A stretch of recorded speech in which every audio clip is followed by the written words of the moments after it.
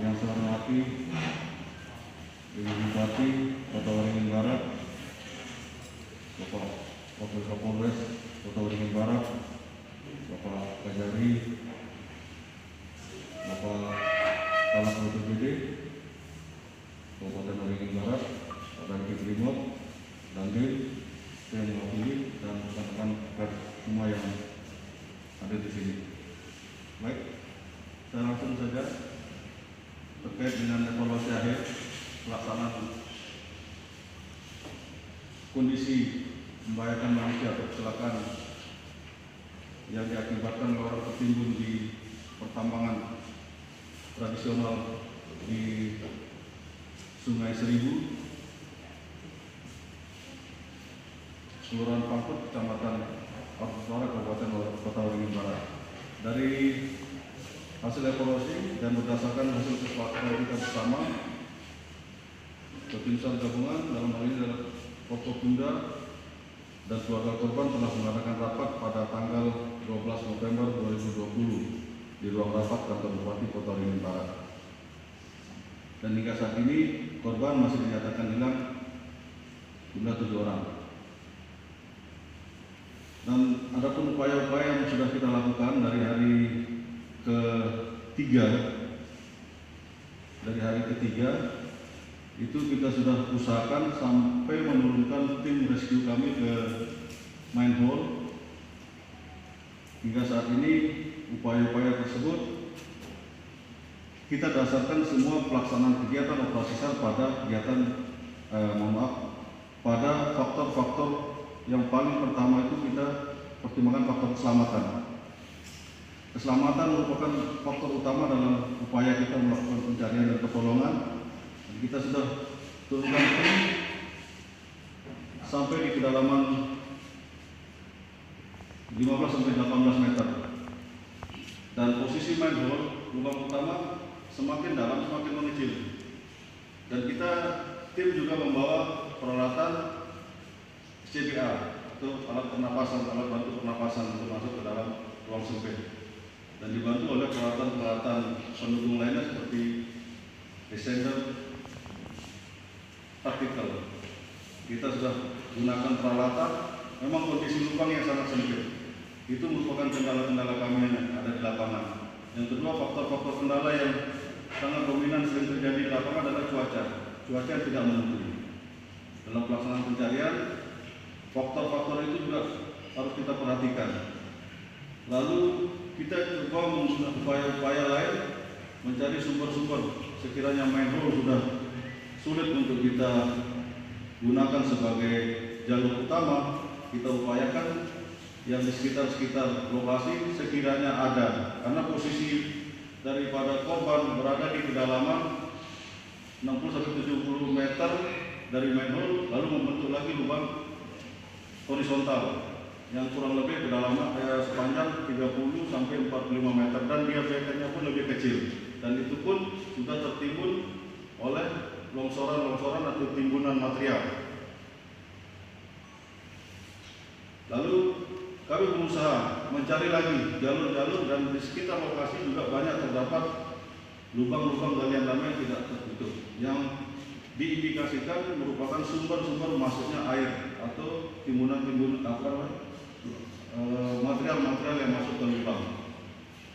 Nah, terkait dengan itu, hingga hari ke-7 hari ini kita nyatakan, mohon izin Ibu Bupati, bahwa sesuai SOP yang ada di kami di Basarnas pada hari ke-7, apabila tidak ada tanda-tanda ditemukannya korban dan segala upaya yang sudah kita lakukan tidak berhasil, maka kami nyatakan operasi SAR selesai dan ditutup, dan selanjutnya dilakukan pemantauan.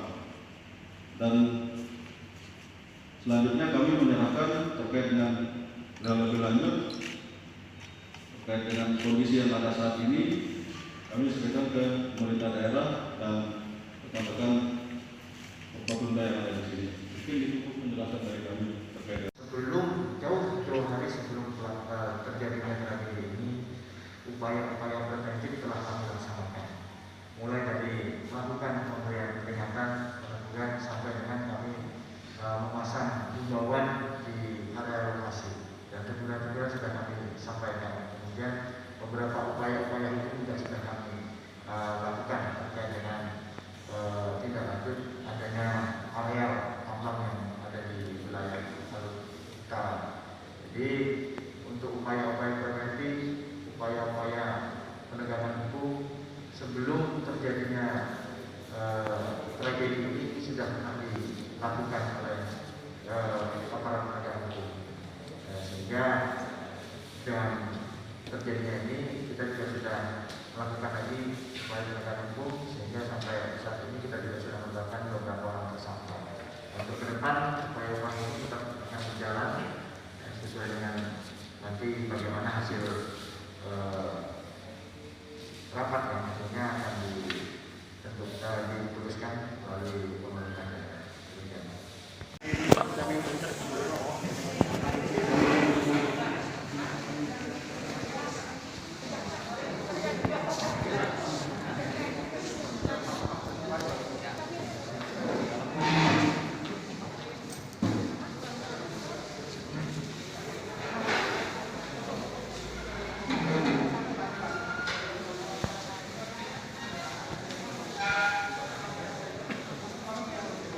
Daerah Kabupaten Batang Barat beserta tim gabungan evakuasi pencarian korban dengan gugurnya saudara-saudara kita di dalam lubang tambang emas di Kecamatan Arut Utara dari tanggal 19 November sampai tanggal 25 November 2020 selama 7 hari dinyatakan masa evakuasi oleh tim gabungan dinyatakan berakhir.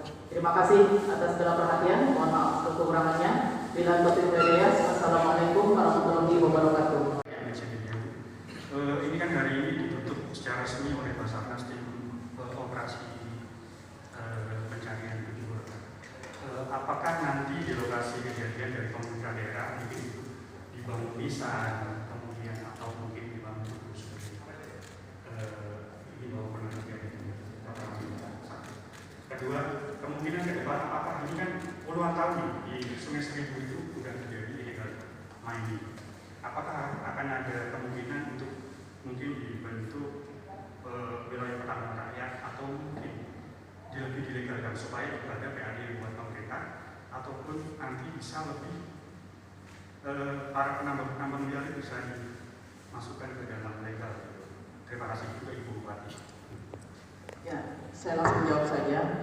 Berkaitan dengan nanti pemerintah daerah tentunya akan membuat tanda di situ sesuai dengan kesepakatan juga oleh pihak dari keluarga. Mungkin nanti akan kita dirikan karena kita umat Muslim ya, pasti nanti di situ ada nisan ya di 7 orang korban tadi di lubang itu, dan upaya-upaya pemerintah ke depan dalam rangka untuk menertibkan dan juga mungkin ada kepastian hukum dalam hal ini. Apakah itu nanti bisa dijadikan wilayah pertambangan rakyat atau seperti apa, tentunya nanti proses ya, kita akan komunikasikan lebih lanjut kepada instansi yang berwenang dalam hal ini, karena di dalam proses aturan tentunya kita juga melihat kondisi yang ada. Jangan sampai nanti pemerintah dalam hal ini salah mengambil langkah ya. Jadi untuk proses-proses untuk melegalkan ya area tentunya nanti kita lihat dalam proses, karena saat ini juga untuk proses hukum masih ditindaklanjuti oleh pihak kepolisian ya, dan juga oleh pihak kejaksaan negeri. Nanti kita akan lihat prosesnya seperti apa. Baru nanti pemerintah daerah akan mengambil langkah-langkah sesuai dengan ketentuan perundang-undangan yang berlaku. Dan mungkin ada penambahan tersangka lain yang selama ini kan baru ketua rombongan. Iya. Selama cukongnya bagaimana itu? Jadi dari pemeriksaan kita hingga saat ini kan sudah kita tetapkan 2 tersangka. Jadi 2 tersangka inilah yang berperan, memiliki tanggung jawab penuh terkait dengan aktivitas penambangan yang ada di lokasi tambang maut yang sudah terjadi ini. Jadi untuk bagaimana nanti hasil pengembangan dari proses penyidikannya tentunya nanti akan kita sampaikan juga ke awak media. Jadi sampai dengan saat ini kita sudah lakukan penahanan tersangka sebanyak 2 tersangka. Untuk sementara saat ini ke arah ke Cukongnya belum gitu. Yang di antara 2 tersangka ini salah satu merupakan penanggung jawab penuh. Jadi pengelola dan pemilik lahan di lokasi tambang tersebut. Dan yang bersangkutan menjalankan operasional aktivitas pertambangannya bersama para korban ini. Oke, makasih.